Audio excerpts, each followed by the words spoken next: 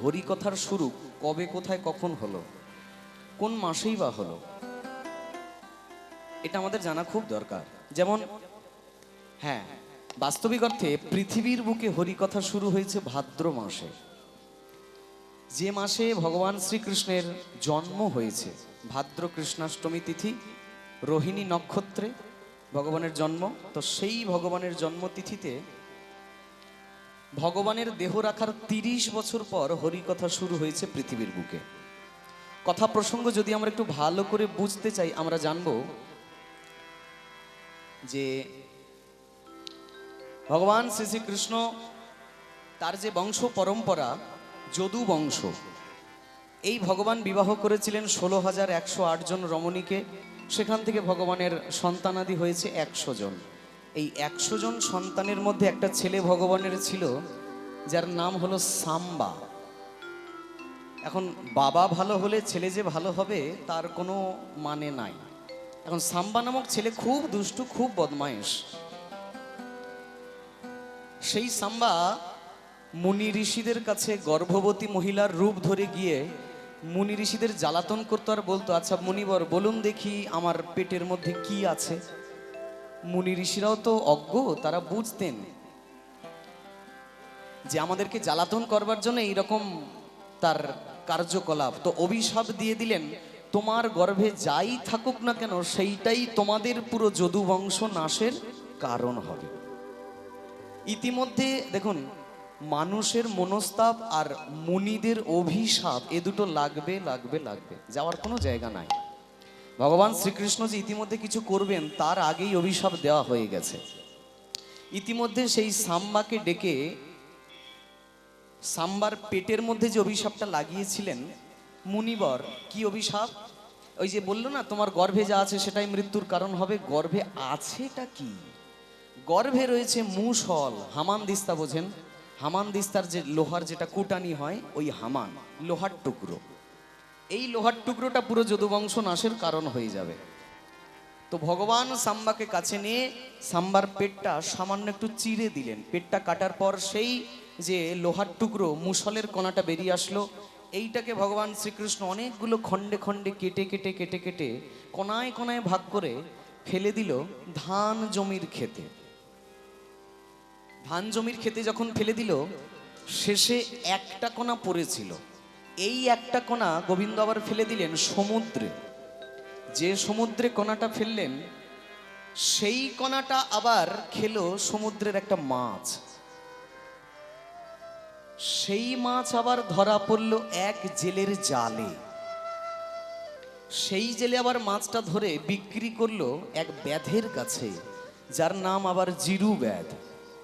এখন ব্যাধ যখন মাছটা কেটে রন্ধন করে ভক্ষণ করবার জন্য প্রস্তুতি নিচ্ছেন, পেট কাটার পরেই মাছের পেট থেকে সেই ছোট্ট মুষলের ধারালো কণাটা বেরিয়ে আসলো।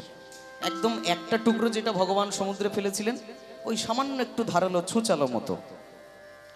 ব্যাধের কাজ আমরা সবাই জানি, জিরু ব্যাধ যে কণাটা পেল, শিকার করে জীবিকা নির্বাহ করা ব্যাধের কাজ।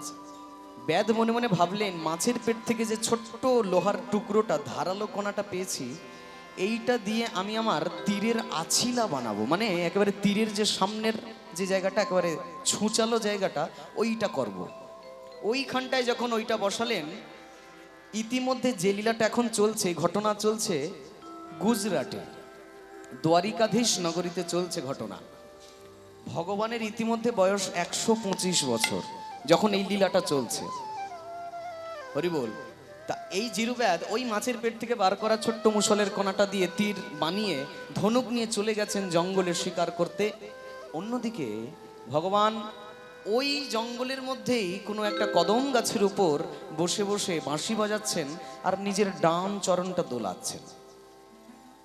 ডান চরণটা যখন দোলাচ্ছেন, ওই ঝোপঝাড় পাতা ইত্যাদির মধ্যে গোবিন্দের দুলিত চরণটাকে হরিণের চোখ ভেবে জিরুব্যাধ চালিয়ে দিল বাণ, আর সেই বাণ গিয়ে গোবিন্দের চরণের এফোড় ওফোড় করে দিল।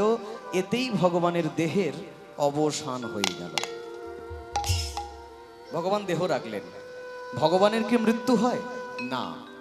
কিন্তু নররূপে যদি লীলা করে তাহলে নররূপে দেহটাও ছাড়তে হয়। এই ভগবান লীলা ছাড়লেন। কিন্তু প্রশ্ন এইখানে, এত বড় মহামানব, এত বড় ভগবান শ্রীকৃষ্ণ, তার মৃত্যু এই রকম অস্বাভাবিক হয়, এ তো মানা যায় না। সারা জীবন যে হরিকথা কীর্তন শোনে, সেই মানুষটা যদি রেলে কেটে মরে বা বাস অ্যাক্সিডেন্টে মরে, এটা তো মানা সম্ভব না। তাহলে হরিনামের কি লাভ হলো? গোবিন্দ মহাপুরুষ মহামানব, তার মৃত্যু এইরকম কেন? বলে কেন জানো? এর নাম কর্মফল বা প্রারব্ধ ফল। জসমিন দেশে যদাচার স্বঠে স্বঠম সমাচারে, যেমন কর্ম তেমন ফল। যে জিরুব্যাদের বাণের দ্বারা গোবিন্দ নিহত হলো, এই জিরুব্যাদ পূর্বজন্মে সুগ্রীবের ভাই বালি ছিল ত্রেতা যুগে। এই বালিকে চাতুরালি করে রামচন্দ্র ভগবান মেরেছিলেন ত্রেতা যুগে। তাই সেই বালি এই দাপর যুগে হয়েছেন জিরুব্যাদ। সেই যুগে রামচন্দ্র যেমন চাতুরালি করে বালিকে মেরেছিল, এই যুগে চাতুরালি করে সেই বালি জিরুব্যাদ হয়ে এসে গোবিন্দকে মারলেন, নিধন করলেন, নিজের মৃত্যুর বদলাটা নিলেন। এর নাম কর্মফল। কর্ম যেমন হবে, ফল তেমন হবে। এখান থেকে ভগবানও বাদ যাবে না। এই যে ভগবানের দেহটা অবসান হলো, ভগবানের দেহ অবসান হলো, ভগবানের দেহ অবসান হলো অগ্রহায়ণ মাসে। হরি বল। খুব মন দিয়ে শোনেন, পঞ্চপাণ্ডব ভগবানের দেহের অন্তিম সংস্কার করে দিল। কিন্তু দেহটা অন্তিম সংস্কার হলেও হৃদয়টা তখনও স্পন্দিত হচ্ছে। দৈববাণী হলো সাগরে ভাসিয়ে দাও। যখনই সাগরে ভাসিয়ে দেওয়া হলো, সেই হৃদয় পিণ্ড ভাসতে ভাসতে ভাসতে ভাসতে দারুকাবন নামক জায়গায় ভাসানো হলো। ভাসতে ভাসতে ভাসতে ভাসতে সেই হৃদয় চলে আসলো চক্র তীর্থে, পুরী ধামে। সেই হৃদয় বর্তমানে জগন্নাথের হৃদয় নামে আখ্যায়িত হয়ে আছে, যা ভগবান কৃষ্ণের হৃদয়। আজ থেকে 6500 বছর আগে যে ভগবান লীলা ছেড়েছিলেন, লক্ষ্য করে দেখুন, সেই ভগবানের হৃদয় আজ জগন্নাথের হৃদয়। এই যখন ভগবান লীলা ছাড়লেন অগ্রহায়ণ মাসে, লীলা ছাড়ার থেকে থেকে থেকে থেকে 30 বছর পর পুনরায় যখন সেই ভাদ্র মাস আসলো, যে মাসে ভগবানের জন্ম হলো, আবির্ভাব হলো, সেই ভাদ্র মাসে সুখদেব মহারাজ পরীক্ষিত মহারাজকে হরিকথার রসপান করালেন, হরিকথার অমৃত সুধা নির্যাস শোনালেন। ভগবানের দেহ রাখার 30 বছর পর এই ভাদ্র মাসেই প্রথম হরিকথা পৃথিবীর বুকে সৃষ্টি হয়েছিল। খুব মন দিয়ে শুনুন, একটা হিসাব বুঝিয়ে দিই। এই পৃথিবীর বুকে এমন একজন শেষ রাজা হয়েছিল, যে দাপর যুগে কিছুটা রাজত্ব করেছে, আবার কলি যুগেও কিছুটা রাজত্ব করেছে। অদ্ভুত এমন রাজা কে বলুন দেখি? না, পরীক্ষিত তো কলি যুগের শেষ রাজা, কিন্তু যুধিষ্ঠির মহারাজ এমন একজন ব্যক্তি, যিনি দাপর যুগে 1 মাস, দাপর যুগের শেষ 1 মাস রাজত্ব করেছে, তারপর কলি যুগে এসে কিছুটা রাজত্ব করেছে। হিসাবটা একটু বুঝিয়ে আসুন। ভগবানের রাস পূর্ণিমা হয় কোন মাসে? কার্তিক মাসে। আচ্ছা, কার্তিক মাসের কোন সময় রাস? কার্তিক পূর্ণিমাতে। তাহলে কোন পূর্ণিমা? প্রথমে দুটো তিথি, তাই তো? তিথি বলছি কেন? পক্ষ, ওই শুক্লপক্ষ, তারপর কৃষ্ণপক্ষ। শুক্ল পূর্ণিমা মানে কার্তিক মাসের 15তম দিনে রাসলীলা হলো। কার্তিক মাসের শুক্ল পূর্ণিমাতে যখন রাসলীলা হলো, তার পরের মাস কার্তিক অগ্রহায়ণ। এই অগ্রহায়ণ মাসেই কুরুক্ষেত্রের যুদ্ধ হলো বা মহাভারতের যুদ্ধ হলো। এটা কখন? খুব মন দিয়ে শুনুন। মহাভারতের যুদ্ধের সব সাজগোজ তৈরি, সবাই যুদ্ধ করবে বলে তৈরি, কিন্তু সেই দিন একাদশী পড়েছিল বলে যুদ্ধ শুরু হয়নি। অগ্রহায়ণ মাসের একাদশীতে ভগবান শ্রীকৃষ্ণ অর্জুনকে গীতার বাণী দান করলেন। আহা, যা ভগবত গীতা নামে পরিচিত পেল পুরো জগতের ভূমিতে।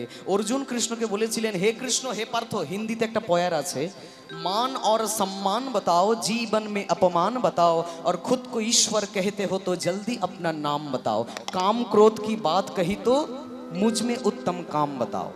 इतना सुनते ही माधव का पूरा धीरज डोल गया, और त्रिलोक का स्वामी अब बेहद गुस्से में बोल गया, अरे कान खोल कर सुनो पार्थ, मैं ही त्रेता का राम हूँ, कृष्ण सब मुझे कहते हैं, मैं ही दापर का घनश्याम हूँ।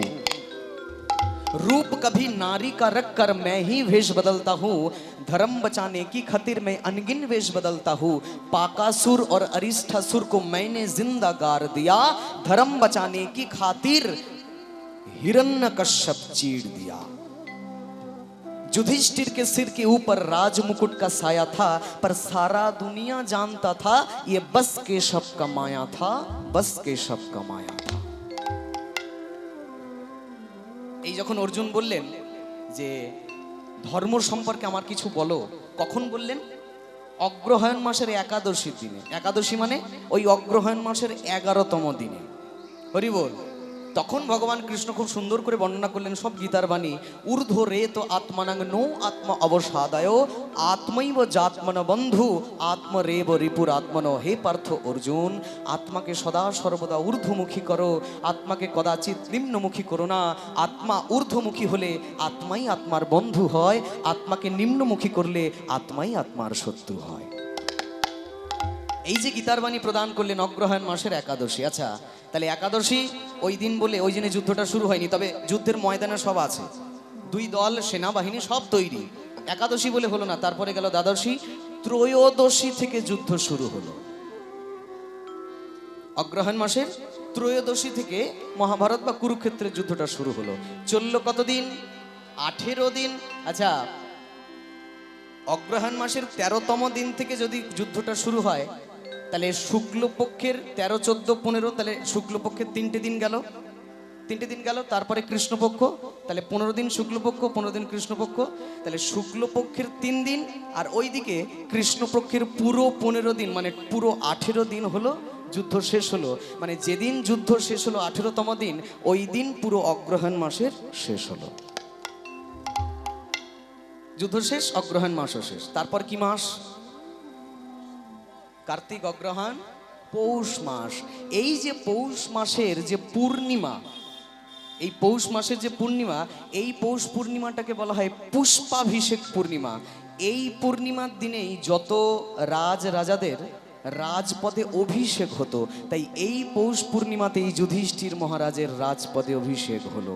হস্তিনাপুরের রাজগদ্দিতে বসে পড়লেন যুধিষ্ঠির মহারাজ।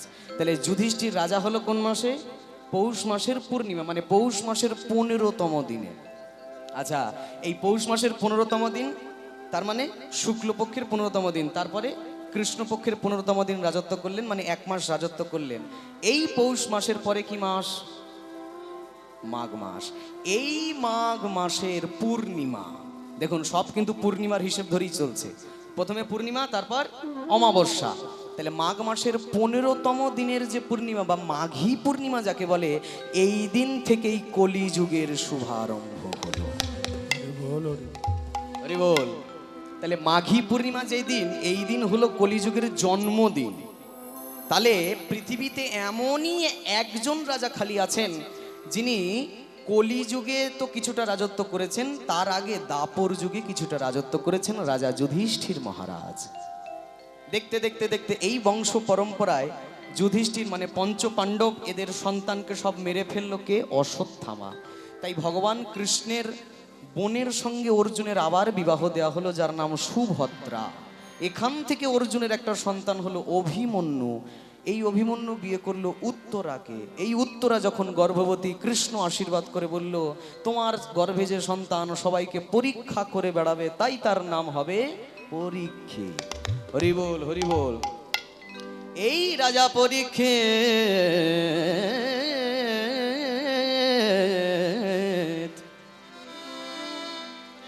জঙ্গলে গেছেন হরিণ শিকার করতে। একদিন রাজা হলে কি হবে, শিকার করার নেশা তার যায় নাই। সেই দিন সারাদিন হরিণ শিকার করতে গিয়ে একটাও শিকার পাইলেন না রাজা পরীক্ষিত। অবশেষে সারাটা দিন খুব ক্লান্ত, জল তেষ্টায় পিপাসায় কাতর হয়ে গেল।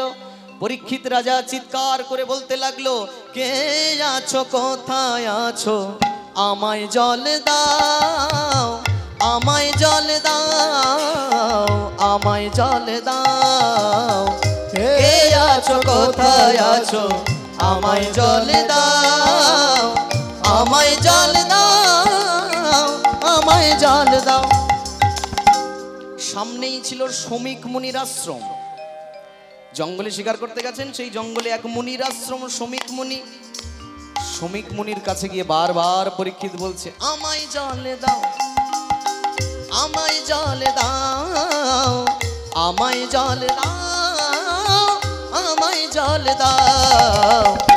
কিন্তু শমিক মুনি তো ধ্যানে মগ্ন হয়ে আছে। কৃষ্ণ ধ্যান, কৃষ্ণ জ্ঞান, কৃষ্ণ যে জীবন, কৃষ্ণ দেহ, কৃষ্ণ মন, কৃষ্ণ মন প্রাণ, কৃষ্ণ ধ্যান, কৃষ্ণ প্রাণ। পরীক্ষিত রাজা যখন বারবার বলছে জল দাও, শমিক মুনির সেই দিকে জ্ঞান নাই। রাজা নিজের অপমান হচ্ছে বুঝে, আমি এত বড় রাজা, আমার কথার গুরুত্ব নাই। পাশেই পড়েছিল একটা মরা সাপ, মরা সাপ ঝুলিয়ে দিল শমিক মুনির গলায়, চলে গেল ঘরে। অন্যদিকে সেই শমিক মুনির ছেলে গৌরমুখ, তিনি আবার বন্ধু বান্ধবদের সঙ্গে খেলা করছিলেন, হরিনামের খেলা। আয় হরিনামের খেলা খেলবো রে সবাই, আয় হরিনামের খেলা খেলবো রে সবাই, হরি বলে বাহু তুলে নেচে নেচে যাই, হরি বলে বাহু তুলে নেচে নেচে যাই। আয় হরিনামে, আয় হরিনামের খেলা খেলবো রে সবাই, আয় হরিনামের খেলা খেলবো রে সবাই।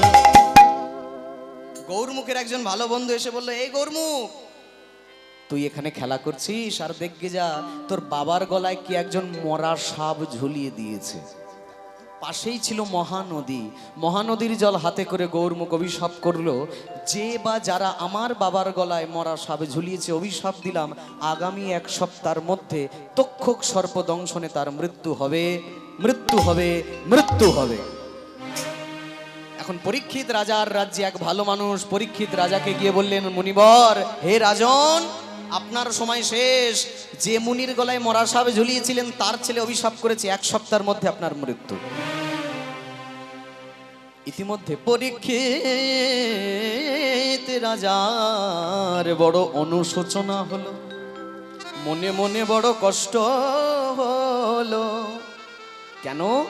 জীবদ্দশায় যদি একবার হয় তোমার বৈষ্ণব অপরাধ, মহামহা ভজনেতে পড়ে যায় বাদ, লবণ বিহীন যেমন ব্যঞ্জনের স্বাদ। আমার দ্বারা বৈষ্ণব অপরাধ হয়ে গেছে। অনুশোচনায় তীব্র দহন জ্বালায় মনে মনে ভাবলেন, আমি আর রাজ্যে থাকবো না, সবকিছু ছেড়ে দিয়ে পুত্র জন্মেঞ্জয়ের হাতে রাজ্যভার ছেড়ে দিয়ে পরীক্ষিত মহারাজ চলে যাচ্ছেন জঙ্গলের পথে। আর অন্যদিক থেকে শ্রীমতী রাধারানীর পোষা পাখি, তোতা পাখি বা সুখ পাখি, তিনিও মর্তধামে জন্মেছেন উত্তর ভারতে। ব্যাসদেবের স্ত্রী, ব্যাসদেবের স্ত্রী তার গর্ভে। এই সুখদেব বা সুখ পাখি ব্যাস স্ত্রীর গর্ভে 16 বছর রইলেন। 16 বছর একটা সন্তান যখন কোনো মায়ের গর্ভে থাকে,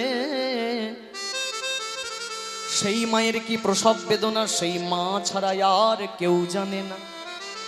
স্বামী, আমার পেটটা যেন যন্ত্রণায় ফেটে যাচ্ছে, আমার গর্ভে যে সন্তান রয়েছে, এই সন্তান। ব্যাসদেব বললেন, গর্ভে যেই আছো, তোমার জন্য তোমার মায়ের মৃত্যু হোক তাকে তুমি চাও, তুমি বেরিয়ে এসো। গর্ভের ভেতর থেকে সুখদেব মহারাজ বললেন, আমি বার হতে পারি, তবে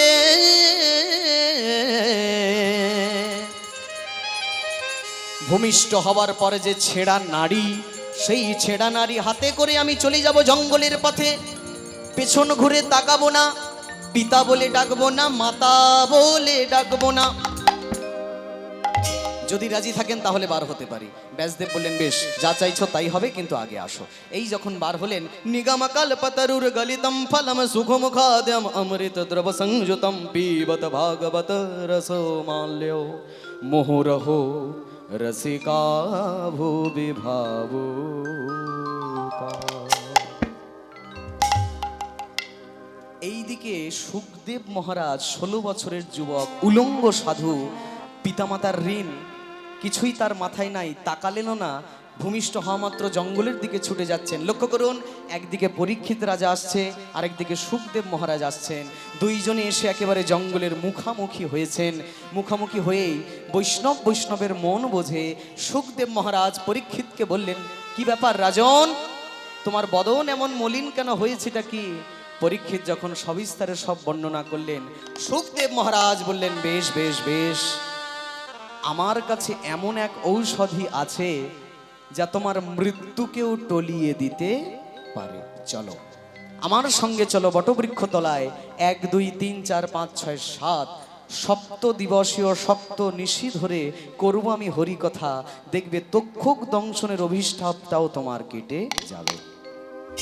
এই যে হরি কথা শুরু করলেন সুখদেব পরীক্ষিত মহারাজের সামনে, মাসটা ছিল ভাদ্র মাস, যে মাসে ভগবানের আবির্ভাব হলো। ভগবানের দেহ রাখা 30 বছর পরের ঘটনা এটা। আর দেখতে দেখতে 7 দিন ধরে যখন হরিকথা হলো, তক্ষক সর্প দংশনের অভিশাপটা কেটে গিয়ে পরীক্ষিত রাজা সশরীরে স্বর্গে গমন করলেন। এই হলো হরিনামের প্রভাব। আসুন 7 দিবসীয় হরিকথার মধ্যে যা যা সুখদেব মহারাজ বলেছেন পরীক্ষিত মহারাজকে, সেইগুলি লীলা কীর্তন বা পদাবলী কীর্তন আকারে আমরা বাঙালি ভক্তরা সবাই শুনি। ভগবান এর রূপ বর্ণনা বা ভগবানের গোঠে গিয়ে খেলা করার কথা, ভগবানের উত্তর গোষ্ঠীর কথা, ভগবানের রাধা প্রেমের কথা সব সবিস্তারে বর্ণনা করছেন একে একে। উনি ওনার ভাষায় বলবেন, তবে আমাদের বাঙালিরাও তো কম যায় না, সব দিকেই বাঙালি আছে। তা সুখদেব মহারাজ পরীক্ষিতকে যেভাবে সংস্কৃত ভাষার মাধ্যমে বলেছেন যে এইভাবে ভগবান খেলা করতে যেতেন বৃন্দাবনে, সেইটাই আমাদের বাঙালি পদকর্তা বাসুদেব ঘোষ নিজের মতো করে বাংলা ভাষায় বুঝিয়েছেন বাঙালি ভক্তদের বোঝার জন্য। তবে কীর্তন প্রারম্ভে আমরা সবাই নিতাই গৌর প্রেমানন্দে হরি বল, হরি বল। আমার চৈতন্য ভগবান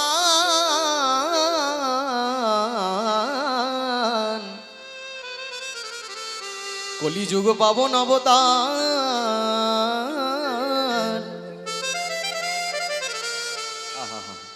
ধরার বুকে প্রকট হয়ে প্রকাশ করেছেন হরিনামের ডালি। সবাইকে বলেছেন ধৃত পাপী দুরাচার নিন্দুক পাষণ্ডিয়ার, দেখো কেউ যেন বঞ্চিত না হয়, সবাই যেন হরি নাম লয়। সবাইকে বলেছেন নয়নে দেখিবে যারে, হরি নাম দিবে তারে। নয়নে দেখিবে যারে, হরি নাম দিবে তারে, বাহু ধরিয়া বলবে হরি বল। এহেন অবতারে আর না পাইব ফিরে, এহেন অবতারে আর না পাইব ফিরে, ভক্তগণ কেঁদে যে আকুল। প্রেম বরিক্ষত চৈতন্য মেঘের, প্রেম বরিক্ষত,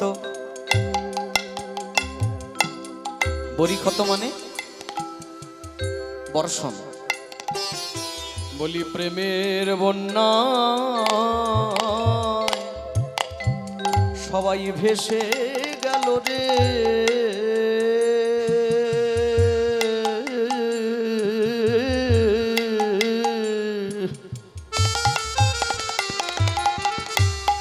সবাই প্রেমে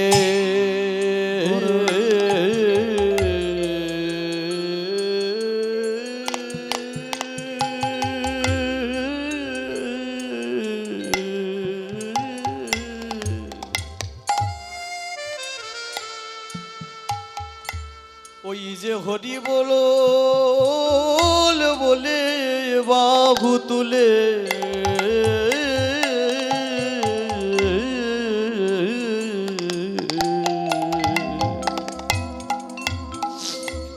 সবাই প্রেমের বন্যা এসে গেল রে।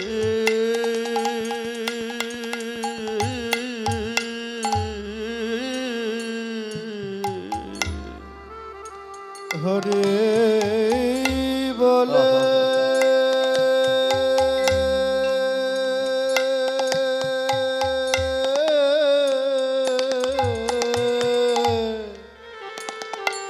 মন একবার কৃষ্ণ বলে কাঁদো। প্রেমের বন্যায় তুমিও যদি ভাসতে পারো, হরি বলে তুমিও যদি কাঁদতে পারো, তুমিও কৃষ্ণ প্রেম অনুভব করতে পারবে, তুমিও কৃষ্ণের ভালোবাসা অনুভব করতে পারবে। আর যেই দিন তুমিও এই প্রেমের বন্যায় ডুবতে পারবে, সেদিন দেখবে ভগবান নিজে এসে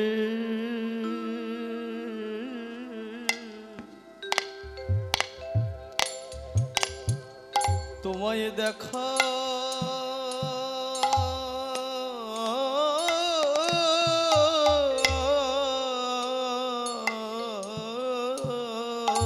দিবে। কারণ সে যে ভক্ত বড়,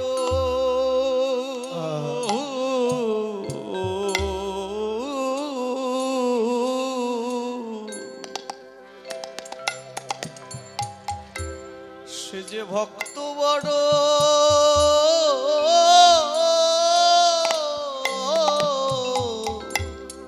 ভালোবাসে।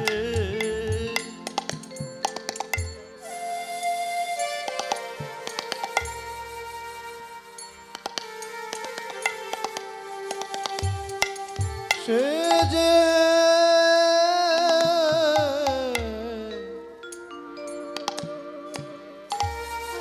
ভক্ত বড়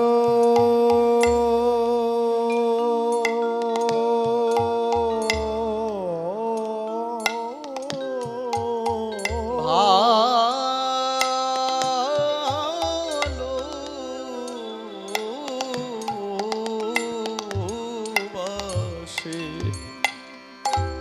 কি বৈষ্ণব মহাজন বলেছেন না, ভগবানের ভালোবাসার পাত্র হতে গেলে রাবণের মতো ভক্ত হতে হবে।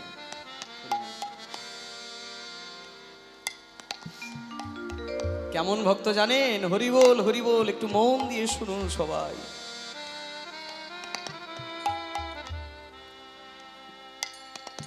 রাম রাবণের যুদ্ধ হবে, রাবণ সীতাকে হরণ করেছে বলে। তাই রাবণ বধে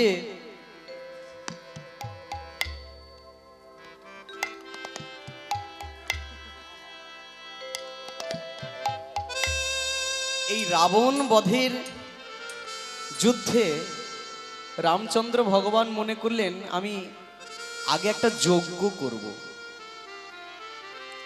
কারণ কোনো বড় কাজ করার আগে একটু যজ্ঞ করলে ভালো হয়।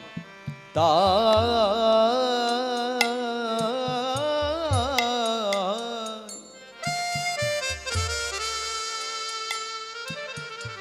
রাবণকে বধ করবার জন্য একটা যজ্ঞ করবে বলে রামচন্দ্র ভগবান ভাই লক্ষণকে বলে, ওরে ভাই, ভাই রে ভাই, শোন ভাই, এই যে রাবণ বধের যজ্ঞ করব, এই যজ্ঞে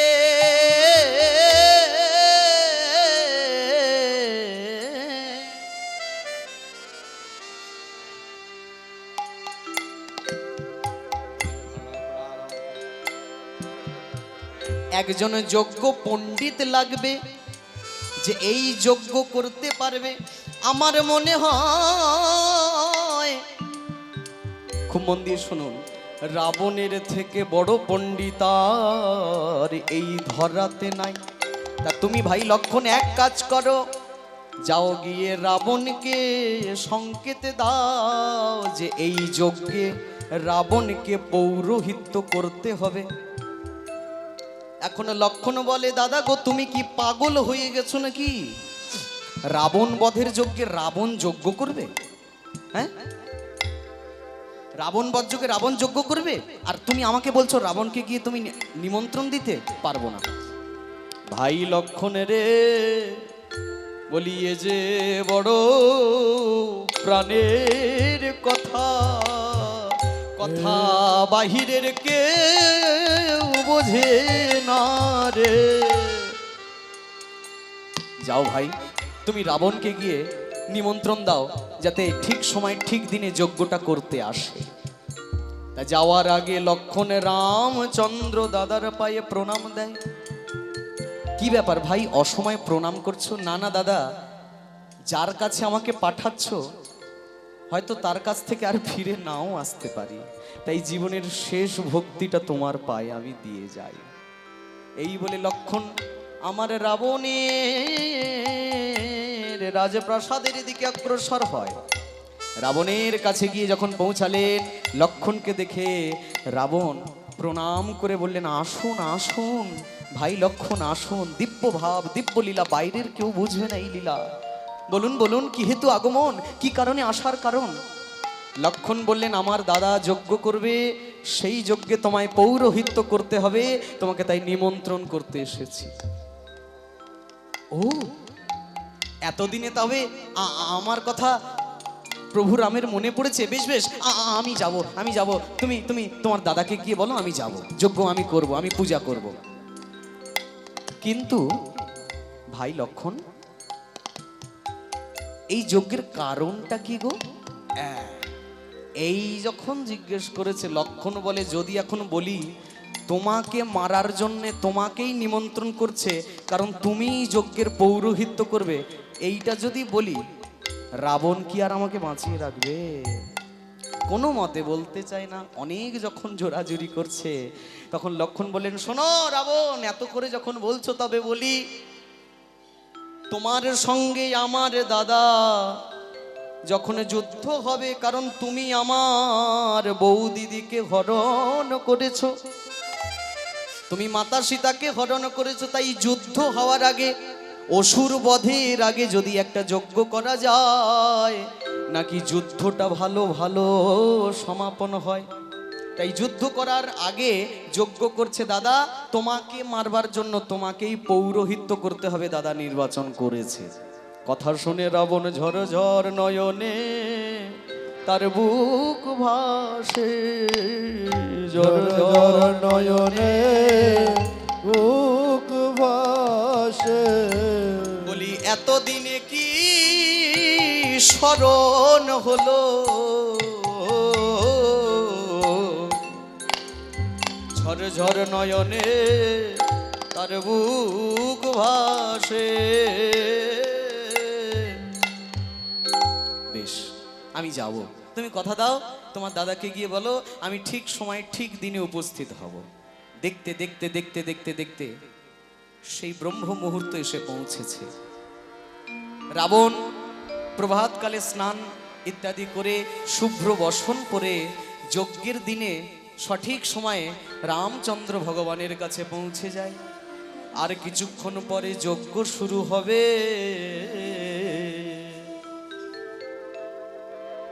এখন যজ্ঞ শুরু হওয়ার প্রাক মুহূর্তে আমাদের রাবণ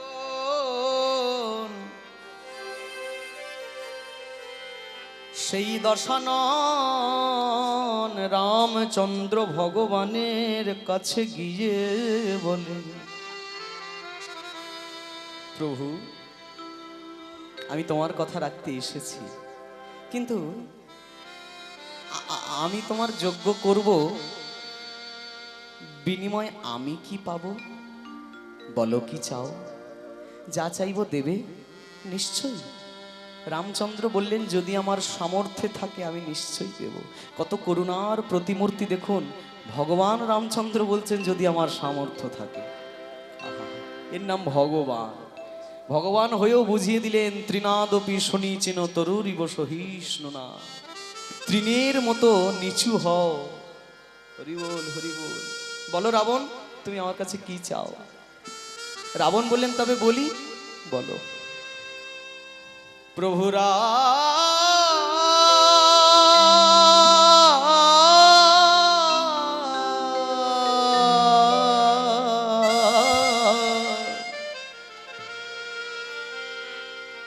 আমি তো তোমার যজ্ঞ সম্পূর্ণ করব, কিন্তু তার বিনিময়ে আমার তোমার কাছে 3টি বাসনা করা রইল। আমি তোমার কাছে 3টি বাসনা করে যাই প্রভু, এই 3টি বাসনা তুমি আমার পূরণ করো। প্রভু শোনো শোনো প্রভু, আমার তোমার কাছে প্রথম কি চাওয়া কি? ও হে প্রভু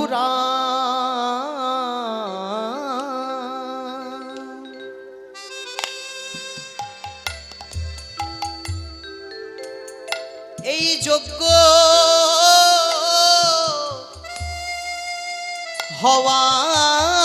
হওয়ার পরে শুরু হবে যুদ্ধ।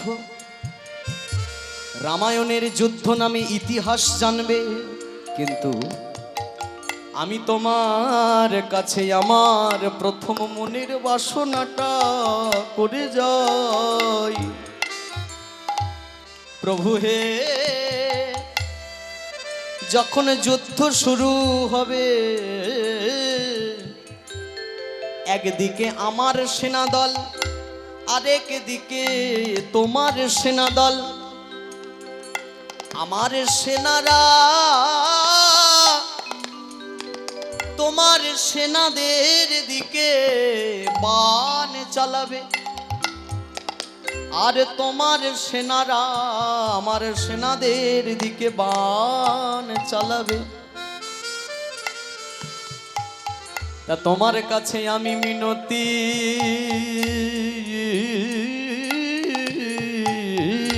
করে যাই প্রভু, তোমার সেনাদের দ্বারা যে বাণ চালানো হবে, সেই বাণের একটির দ্বারাও যেন আমার মরণ না হয়। আমি তোমার কাছে প্রার্থনা করে যাই, তোমার হাত থেকে যে প্রথম বাণটা নির্গত হবে, তোমার দ্বারা চালিত সেই প্রথম বাণে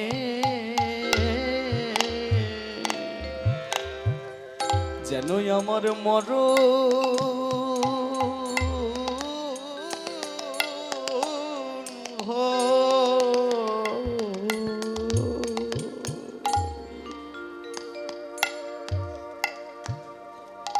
যেন তোমার হাতে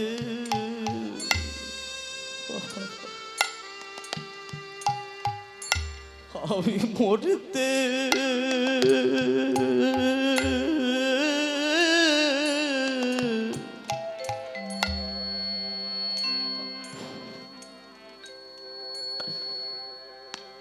আমি মরতে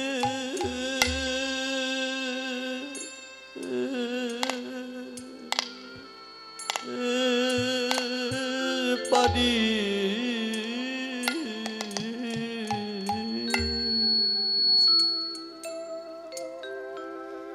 আমার এই বাসনা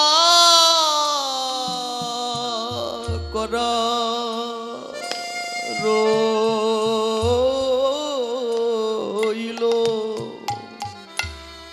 তোমার হাত থেকে যে প্রথম বাণটা আসবে, সেই বাণী যেন আমার মরণ হয়, এই তোমার কাছে আমার প্রথম বাসনা করা রইল। তোমার চরণে আমি দ্বিতীয় বাসনা করে যাই। আমার দেহ থেকে যখন প্রাণ পাখিটা চলে যাবে, আমি তো মরার মতো শুয়ে থাকবো মাটির উপর। যখন আমার দেহ থেকে প্রাণ পাখি যাবে চলে, সেই সময়ের জন্য তোমার কাছে দ্বিতীয় বাসনা করে যাই। আমি মরার আগে, আমার দেহ থেকে পুরোপুরি প্রাণ চলে যাওয়ার আগে, তুমি প্রভু রামচন্দ্র আর মা সীতা, তোমরা আমার সামনে যুগল রূপে হরি বল, হরি বল। আমায় দেখা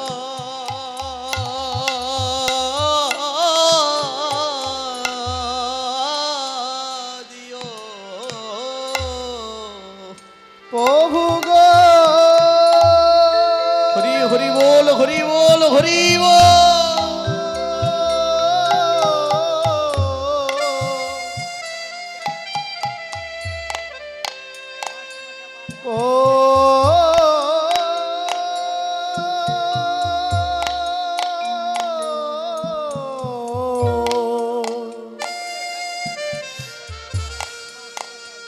প্রভু গো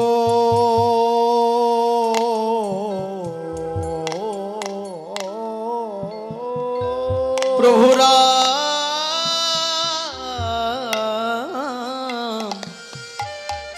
শোনো, জীবনে মানুষের এমন কিছু কিছু ব্যথা থাকে তো সবাইকে বলা যায় না। তুমি আমার সেই মানুষ যার কাছে আমি আমার মনের কথাটা বলতে পারি। জীবনে এমন কিছু ব্যথা থাকে যায় না বলা তা,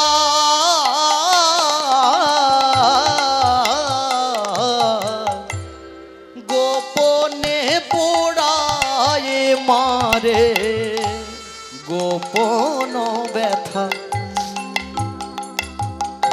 সেই ব্যথা দীনবন্ধু ছাড়া বোঝে না তো কেউ। এই বিরহীর বুকের মাঝে থাকে ব্যথার ঢেউ। ও সে কি চায় আর কি যে পায় সাধারণে কি জানে, কেবল বুঝতে পারে দয়াল তার এই ব্যথার মানে। প্রভু রাম, আমার কি বা আছে কি বা গেছে জানা নাই আমার, কিন্তু শেষের দাবি ওই চরণে ঠাঁই দিও তোমার যেন চরণ ছাড়া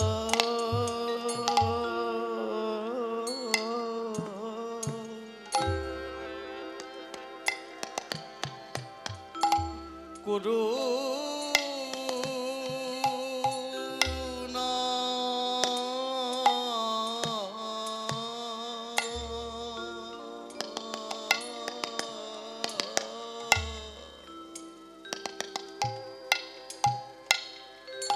আমার মনে দ্বিতীয় বাসনা যুগল রূপে দেখা দিও। তোমার কাছে আমি আমার শেষ বাসনা তৃতীয় বাসনা করে যাই। আমার দেহ থেকে প্রাণ পাখি চলে যাওয়ার পর এই পার থেকে যখন আমি ভব পারে যাব,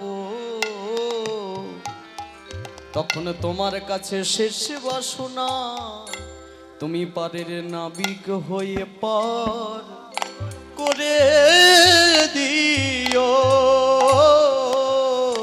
আহা, হরি বল হরি বল। নাবিক হয়ে পা তুমি করে দিও। আমি তোমার নামে পার হব। আহা, ভক্ত যদি হতে হয় রাবণের মতো ভক্ত হতে হবে। হ্যাঁ, বাইরে এক ভাব আর মনে এক ভাব। নাবিক হয়ে পার করে দিও। নাবিক হয়ে পার করে দিও। আমি আর তো কিছু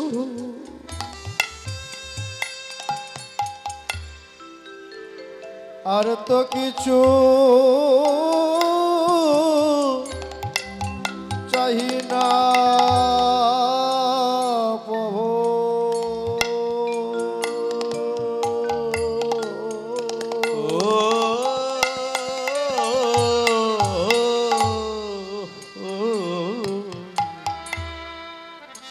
পারের নাবিক হয়ে পার করে দিও, নাবিক হয়ে পার করে দিও। এই রকম ভক্ত হলে তবে ভগবান নিজেই তার কাছে আসবে।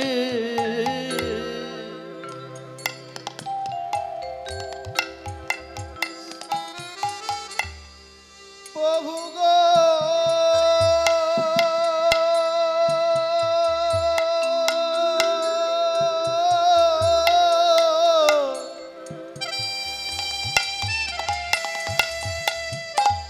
তোমার কাছে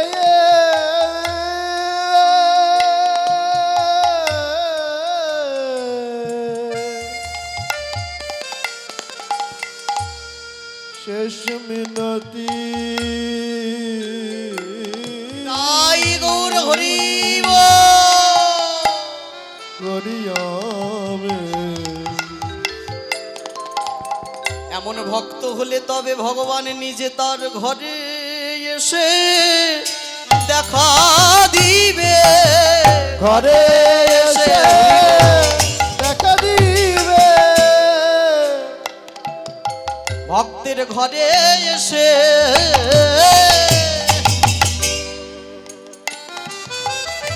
দেখা দিবে। যদি হরি বলে একবার আহা কাঁদতে পারো,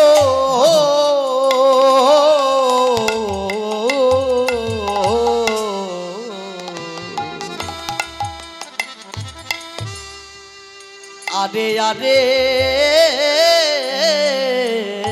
এই প্রেমের ডালি নিয়ে প্রেম প্রচার করলেন পুরো নদিয়ায়। হরি বল। আরে আরে আরে মন রাম কানাই, আরে আরে আরে ও রাম কানাই, আরে আরে আরে মোর রাম কানাই, আরে আরে আরে ও রাম কানাই। তারা কলি যুগে হইলা দোহে চৈতন্য তারা নিতাই, কলি যুগে হইলা দুজন চৈতন্য নিতাই। পঞ্চরসে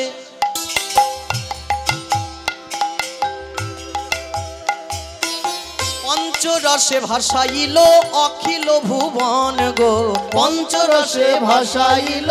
অখিল ভুবন। সেই কৃপা না হলে এই জানে কোনজন, সেই কৃপা না হলে সে জানে কোন। আনে জনে জানবে কেনে, আন জনে জানবে কেনে, আনে জনে জানবে কেনে, আন জনে জানবে কেনে, আনে জনে বোঝে না আন জনে বোঝে না। কখন কোন ভাবের আনা গোনা, আনে জনে বোঝে না। কখন কোন গনের আনা গোনা। ওরে রসিক যারা তারা জানে, রসিক যারা তারা জানে। আনে জনে জানবে কেনে, রসিক যারা তারা জানে। রসিক যারা তারা জানে। যারা রসিক, যারা ভাবুক, ওই যে শ্লোকটা বললাম, নিগম কল্পতরুর্গলিতম ফলম সুখমুখাতে অমৃত দ্রব সংযুতম পিবত ভাগবতম রসমাল্য মুহুরহো রসিকা ভুবি ভাবুকা। যারা রসিক আর যারা ভাবুক এরা ছাড়া কেউ জানে না।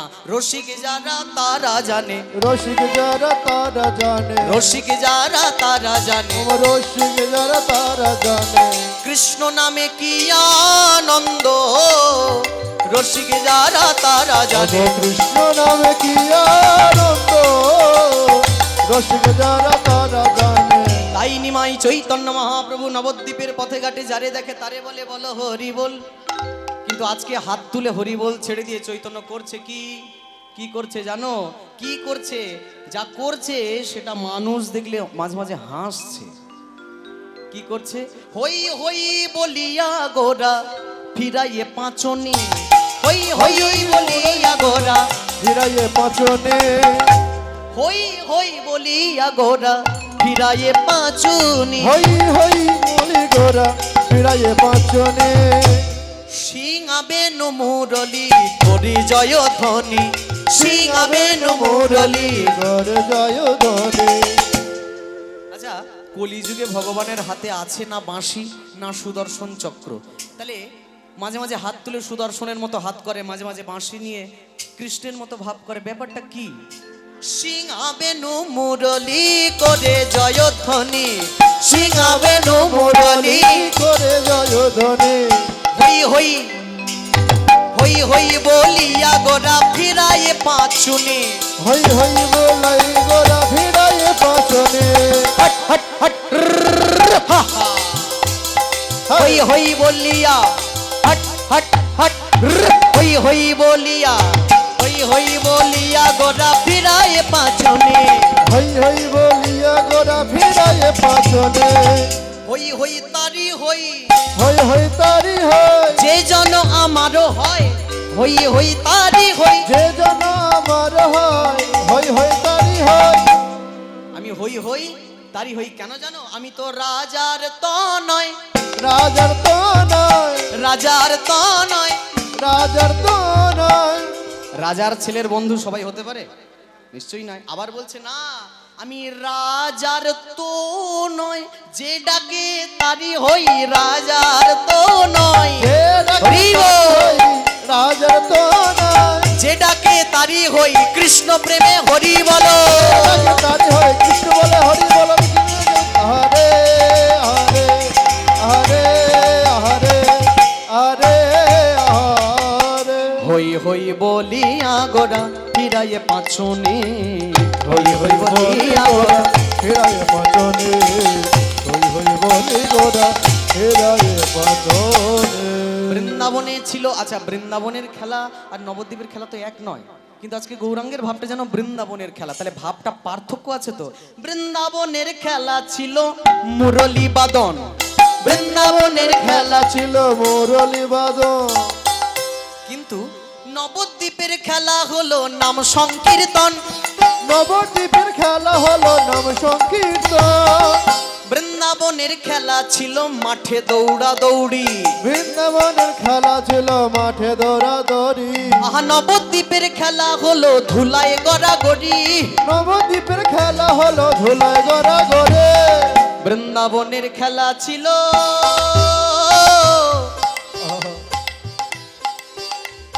বৃন্দাবনের খেলা ছিল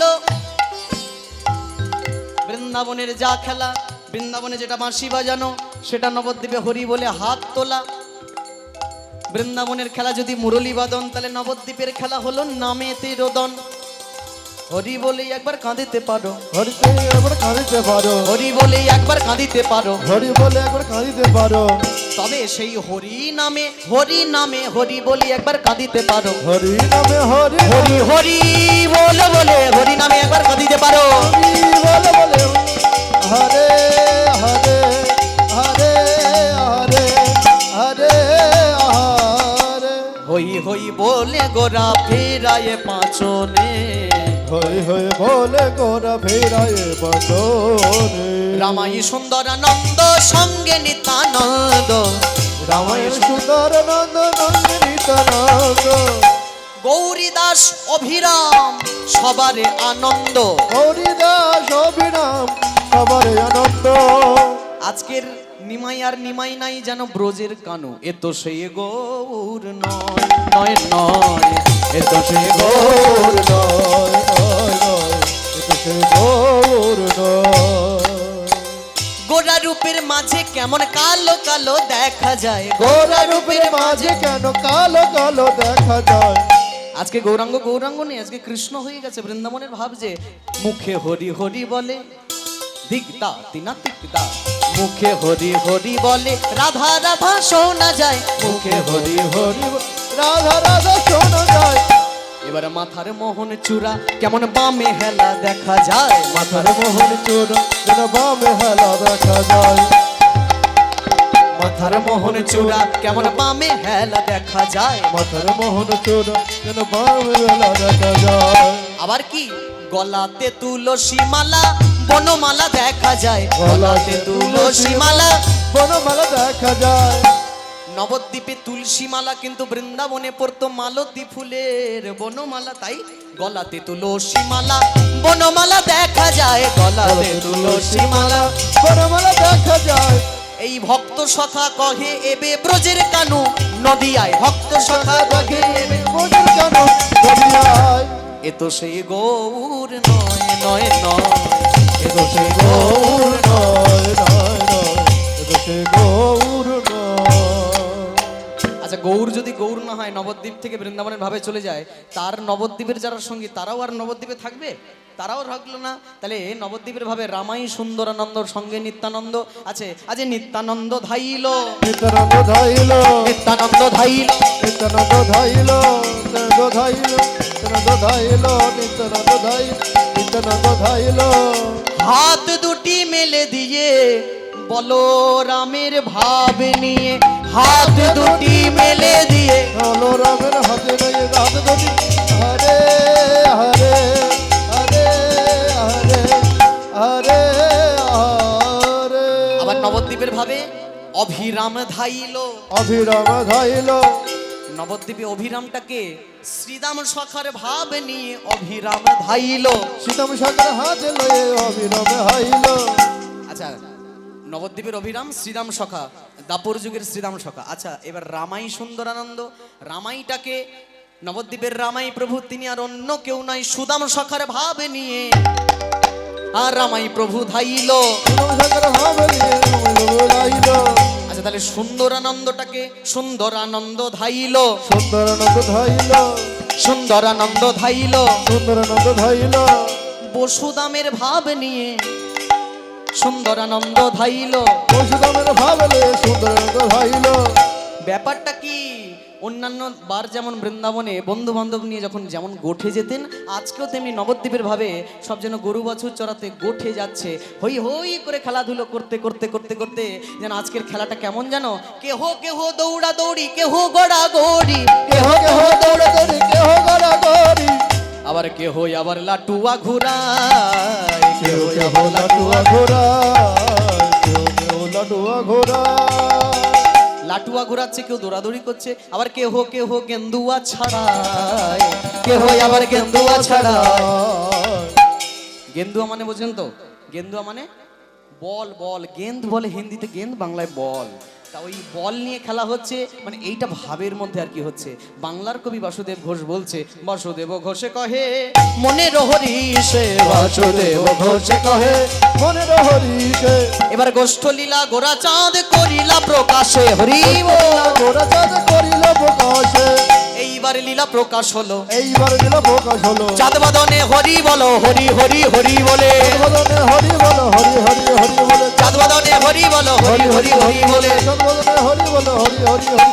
এইবার লীলা প্রকাশ হলো, এইবার দিল প্রকাশ হলো। হরি বলা হলো না গো, হরি বলা অবতার রে, হরি বলা হলো না গো, হরি বলা অবতারে, হরি বলা। ঘেতে টেকা ঘেতে টেকা তাকা তা ঘে ঘেতে টেকা তা ঘে ঘেতে